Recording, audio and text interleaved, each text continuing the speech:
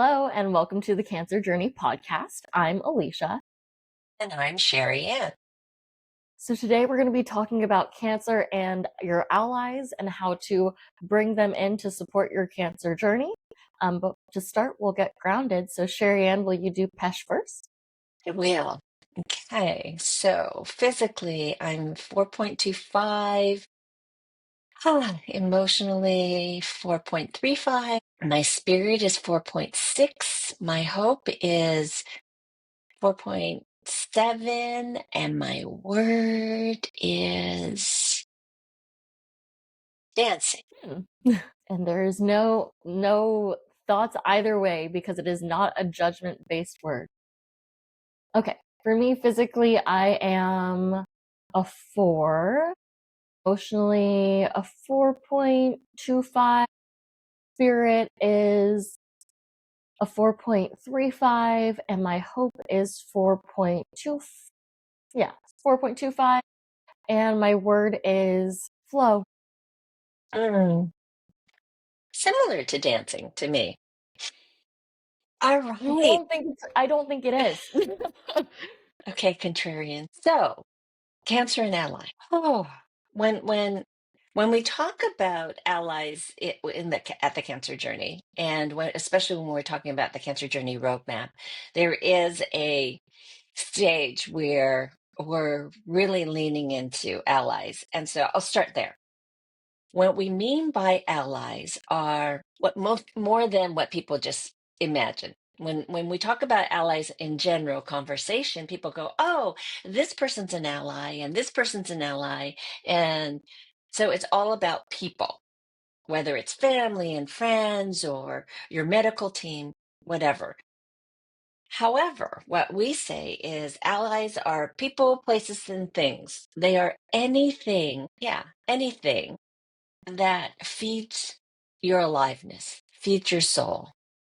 And and so I want to talk about that because oftentimes, and we did do a podcast about this before, oftentimes we imagine that the people who are going to be there to support us while we're on our cancer journey are, you know, family members and best friends and just people that have traditionally just gathered around you, have been your internal, I don't want to say team, your internal, a loss of words, your internal support network.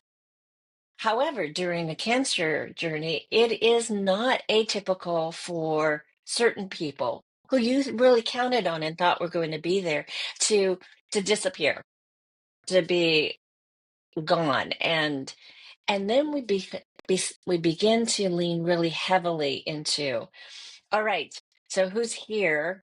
If that person's not here, who can I lean into? And it becomes this trying to fill the holes for what we think is our support system. So I want to expand this circle of support system and talk about, so what can fill the holes that make you feel supported and held and resourced?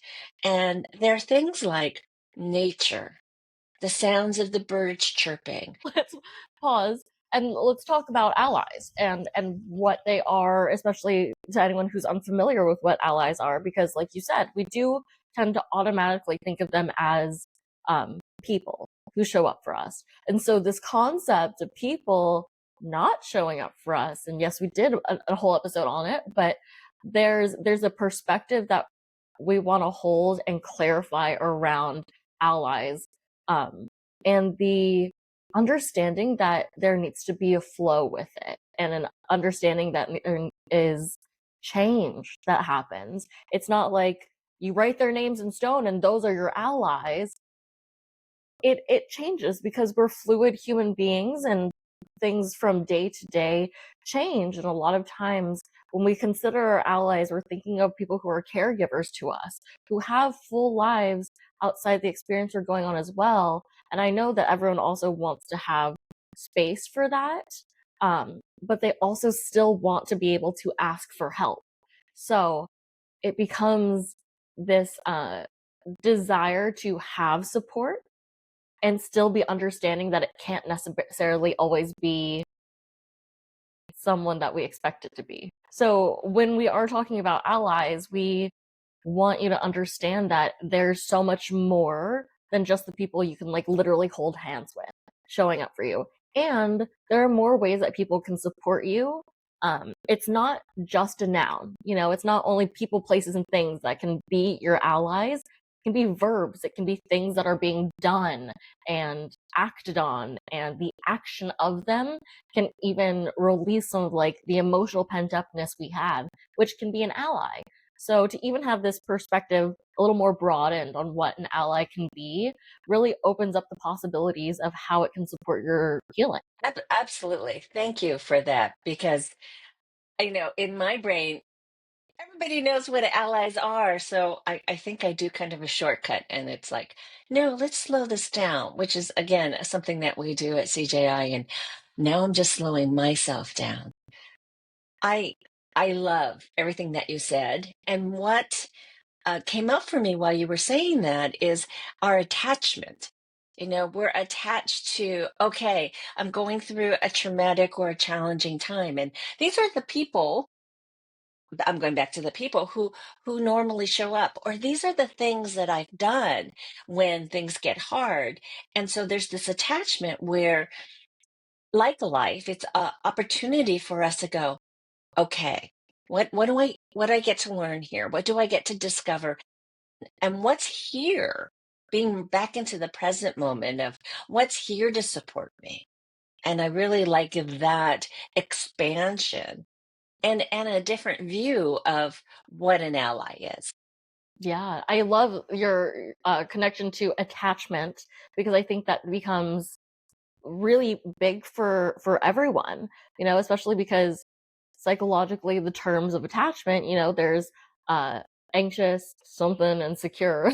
Anxious something like resistant, I forget what the other one is, and I'm not going to claim to know. I'm not a psychologist. I'm not going to own all of that, but even knowing that there are, oh, avoidant, that's what it is, that there are these like concepts of what types of attachments there are that exist. We don't have to know the depth of them and all of the actual like defining terms of how they show up and this and that. Thinking of the idea of like, well, what do we think that anxious would look like and how it would show up if I was anxiously attached to XYZ. Um, and I think kind of the goal of that too is to be in a place of secure attachment. So knowing this, having allies, knowing we want to be securely attached and feeling comfortable in that, like, what does that look like for you? Especially if someone, like, let's say it's your best friend who has like 4 kids that they need to like take care of and they're all young and in school and stuff, but you're over here having cancer. Like, will you take me to the hospital? Right? There's some degree of like love and understanding and care you want to have for that person. You want the secure attachment where you still have this connection, but an understanding that they can't always show up for you in the way that you really, really want them to. And so there's flexibility and understanding where you guys can meet in the middle to continue to hold the importance of that relationship. So when it comes to the attachment of it, and kind of that like buzzword of attachment when it comes to psychology, the depth of it is really understanding like, what do you really want? What would really Mm. feel right for you? And in terms of having an ally and knowing that allies, whatever it is, are there to support your healing, to make you feel better, to make you feel held and have a place to express and um just freedom in there too. Like if that's really what you're looking for in an ally, what kind of attachment do you want to have to it?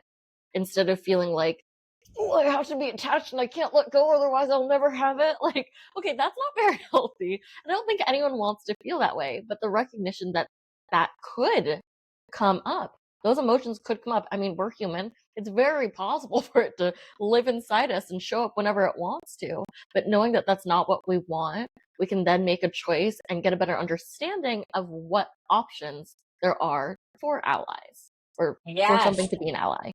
yes, yes, yes. When you did that, I want to have it this way. It was the control that I saw, and then of course, if control is showing up, there's fear. There's fear somewhere. But before I say that, I mean, go into that, I want to say that the truth is, and you kind of touched on it with what do you want, is we are our best ally because we're the only ones who are in our skin. We're the only ones who know where it hurts, who know what we're feeling: afraid, fear, sadness, anger, bliss. We're the only ones who know and have to be able to articulate that for other people to know. Yeah, they can get a vibe, but they're guessing and using their intuition. But if we can actually say it, magic in the telling, then there's clarity. What else about us as our best ally is that we can take the time to check in with ourselves to know, what is it that I want? Oh, I just want quiet right now so I can get connected to what's swirling in my brain and all around me. I want a sense of mm, I think people say calm and peace, but really what they want is a chance to like gather themselves up and really know themselves instead of the swirl that happens all the time during cancer. It's like, how do I stop that swirl? Is it calm and peace, or is it groundedness and being centered or being connected to me? Yeah. So I wanted to put that out there. And I want to double click on how you started that with, you are your number one best ally.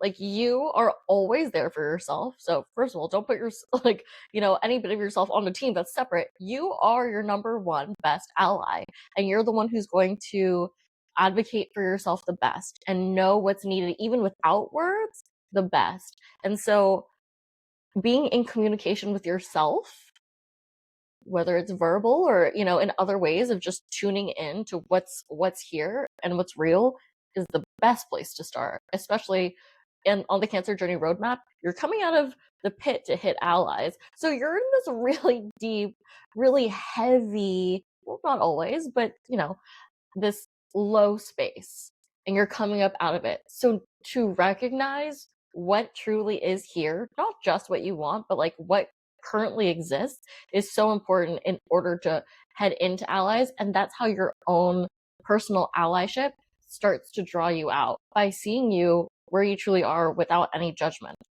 I also wanted to double click on what you're saying about how they think they want calm and peace, but there's so much more that they can want. And it's not going to stay the same. It's not like, I want calm and peace and that's all I want. It's never going to change and this and that. Like, of course, calm and peace sounds lovely. If I could live in calm and peace all the time, conceptually, yeah, that would be great. But there's so much more. And I agree that even to get to calm and peace, we need to feel grounded and we need to feel solid and do whatever it is we need to do to get us there. And this is where I feel like it can be hard for people to kind of track. So it's like, okay, well, how am I going from point A to point B? Right? Like, how is that happening? So I think we should start giving kind of examples of different kinds of allies that exist out there and how it shows up and how it can be supported. Oh, the first thing that comes for me, staying on the topic of common peace, is okay, so how do I get that?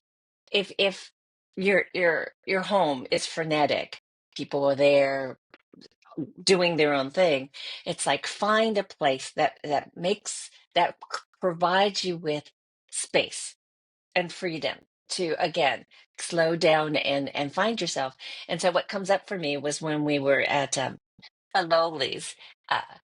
Yes, garden. And I was walking on my own on the path to be with the trolls, which are these beautiful, huge wooden structures. And the joy that I was feeling because I was walking on like ground. I wasn't walking down a sidewalk. It was like ground, and there were trees around, and I could smell nature. I mean, there was nature all around me. And then I get to be with these playful wooden structures that all had a message. They had the placards that said, "This one's name is so and so, and they come here to I remember one, listen to what Mother Earth has to say. And that troll actually was there with its ear to the ground. The reason why I bring that up is because it was whimsical, joyful, meaningful, had a message for me at that moment. And I wasn't responsible for anything, just being present. And that felt very peaceful, calm, grounding, centering, playful. I mean, there's so many uh, experiences that I was having in just this walk that was filling my soul. Like I was actually being fed.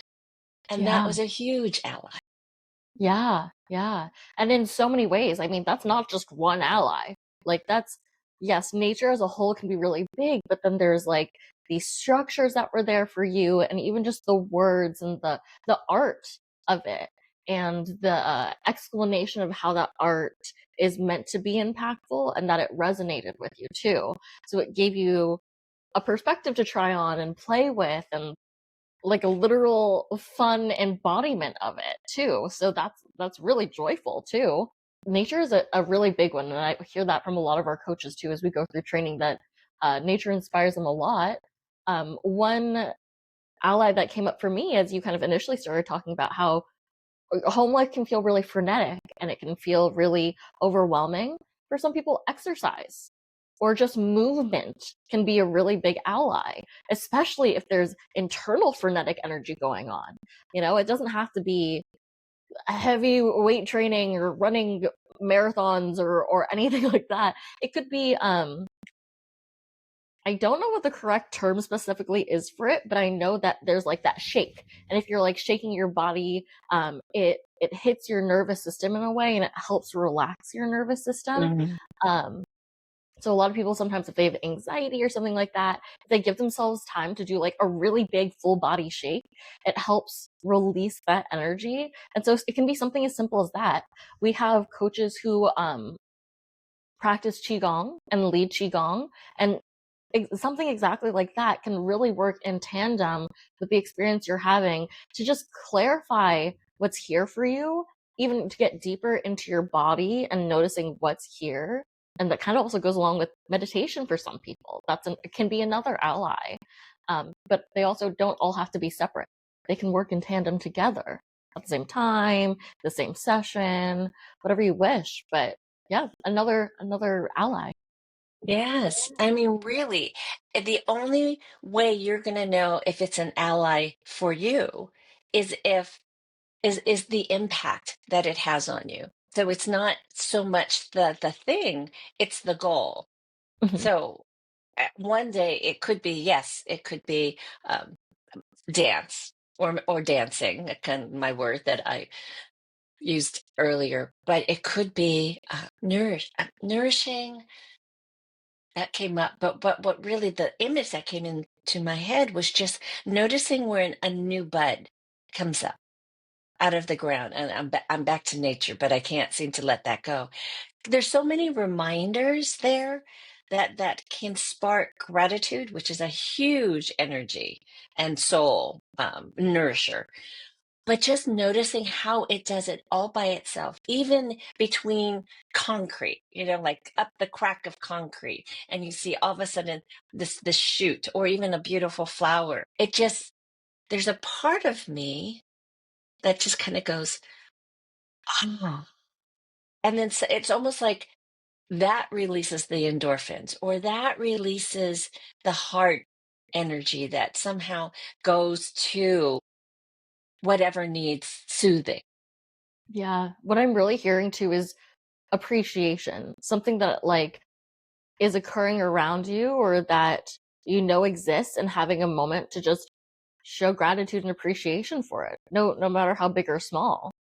I think that's a huge one too, because when you're on a cancer journey, especially as a patient and as a survivor and thriver too, I mean caregivers as well, the fear of death is universal. Like that's just, I don't really believe anyone doesn't fear death, truly. There's always a little bit of that. And so to have a moment to appreciate the wonder of the world and the magic that is here can make you feel like it's not all tragedy, that Mhm. you're not in tragedy.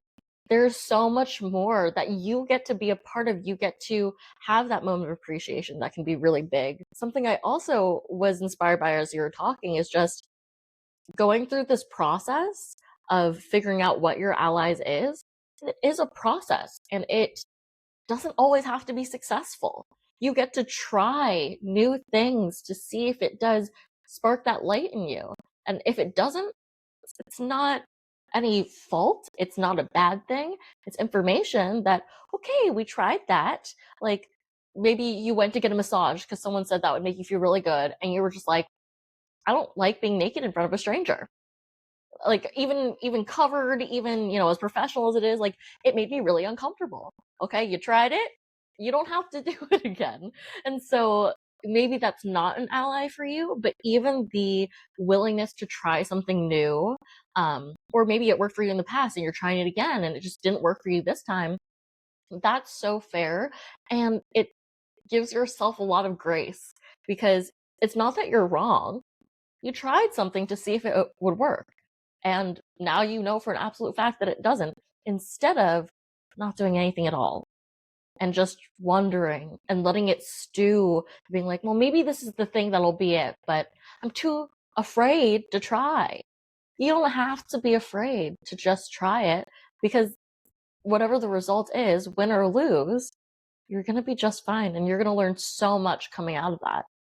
Right. Oh, what you just brought up for me is like trying and you know, cancer is trying and is exhausting, and it really is taxing on your body, but not just the body, because this is what we're talking about: the mind, our mindset, our emotions, and really our spirit. That's a wonderful indicator to see if something is, in fact, a ally. And so you're talking about trying something new or trying something different. And openness is what I got from that conversation or that topic. And so by being open and willing to receive allies, as we're speaking of it, not in the way that you're expecting it or are attached to. It's like, what's here? I know that I'm tired. I don't feel like getting up and efforting. I just want to sit here because everything's taken out of me and I'm so low.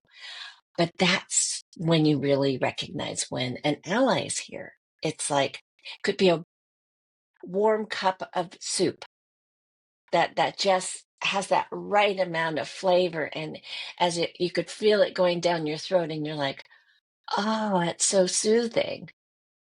It's like, oh, I just noticed something changed, something shifted in my body, and I'm feeling even the minutest bit of difference. That's an ally. And so what we're looking for are the things that nourish us, not just food, but anything. A song. Oh my goodness, I remembered that song. It's playing on the radio or it's playing on my Spotify. And it's like, it took me back to when I was in high school. And it's like all of a sudden a spark of joy and aliveness hit in. That's an ally. Yeah. So, do you feel that that's your takeaway, or do you have a little more for your takeaway? Just one little bit more, which is, and on the same topic, is being open and willing are allies. And so knowing that is like, well, can I just be that? Gratitude is an ally. Our values and honoring them and living them are allies. So they're not always just what we think they are. Tuning into what's here and what gives you a little bit of a spark, a lift, and a little bit of nourishment to your soul. Keep going there. That's where the allies live. That's my takeaway. And my past, oh, physically, 4.3. I'm sorry, emotions, 4.45. Spirit, 4.7. Hope, 4.8. And my word is joy. Oh, so what comes up for me too is that allies are so not as clear cut and defined. You don't hold them in your hand, put them in your pocket. And also and maybe this is like my maximizer coming out too, right? Like it's not a perfect thing. You're not signing a contract to be in agreement with people who are allies. And I think sometimes that and the idea of like allies are people go kind of hand in hand because it's like, okay, well, I'm attaching my name on that. Like we're making this agreement. So it can feel like there needs to be concreteness and sureness and absolute stability. But really, when we broaden the view, your allies are really anything that goes through the filter of does it light me up? Does it give me something? And the answer being yes or no doesn't really matter. It it matters to put it through that filter and to understand for yourself if it really does, yes, light you up. Then it's like, okay, add it to the list of things. Like we can keep doing those, and we know that those feel good. The ones that end up in the no pile, they're not trash, they're not nothing. But if the opportunity comes up to do it again, you can say, happily, no, that does not work for me. But you know what does? I have this list of things that I know when I'm feeling low, I can start to lean into them. But if I feel like I'm slipping into the pit, this despair and depression and darkness, maybe I'm just cold.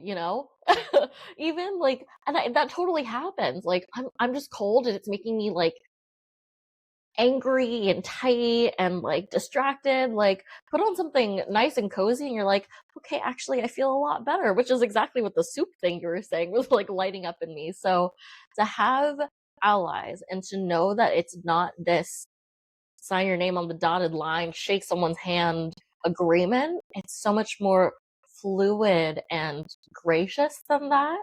um Coming out of the pit feels easier and easier every time. And you have a lot more compassion for moments when you feel like you're slipping back into the pit. There's nothing wrong with that. That's just the journey. It's the back and forth, and the more grace you can have for yourself and the more allies you have on your list, the more likely you are to be able to shift more easily and just like love yourself a lot more too. So that's my takeaway. Physically, I'm a 4. Emotionally, I'm a 4.4, spiritually a 4.4, and hope is a 4.35, and my word is elusive. Well, thank you for joining us today in our conversation about cancer and allies and getting really clear on what's here for you. We'll be back next week with a new episode. Have a lovely rest of your day, and remember, you're more powerful than you realize.